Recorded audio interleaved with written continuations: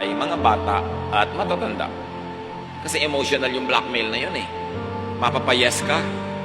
Proverbs 22:15, folly is bound up in the heart of a child, but the rod of discipline will drive it away. Sabi ng bata, gusto kong lumipad, gusto kong gumanito, gusto ko ng ganong laruan.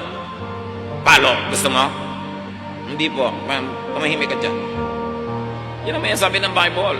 Marami daw kabaliwan yung mga bata. Pag sinunod mo ng sinunod, naku, kawawa ka. Yan ngayon ang bagong hari at reyna ng mundo eh, mga bata. Kasi ang mga magulang ngayon sobrang indulgent, sumasamba sa paanan ng mga anak. No? Yung mga anak sobrang mga spoiled, lahat na lang inilagay, binigay. Pero sabi ni Malagtas dyan, pag-ibig anak ko aking nakilala, di dapat palakihin ang bata sa saya at sa katuwaan kapag namihasa, paglaki walang hihinting ginhawa.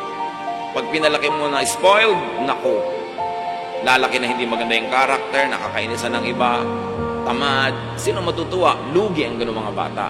Ayan sabi, eto pamalo, gusto mo? Hindi po, well, behave. Ibibigay ko sa iyo yung tama, pero yung mali, no. Kailan marunong mag-no? Mga magulang, dapat sanayin nyo yung mga anak sa no answer nyo.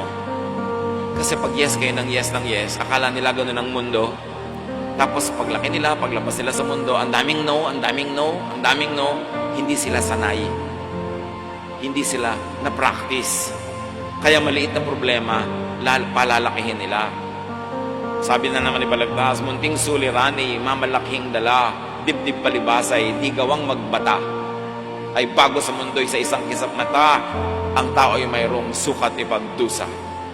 Dapat daw pinapractice sa mga bata na ma-frustrate, mabigo, pinapractice na hindi nila nakukuha ang lahat ng gusto nila kasi yun naman ang totoong buhay. Kailangan silang ihanda doon.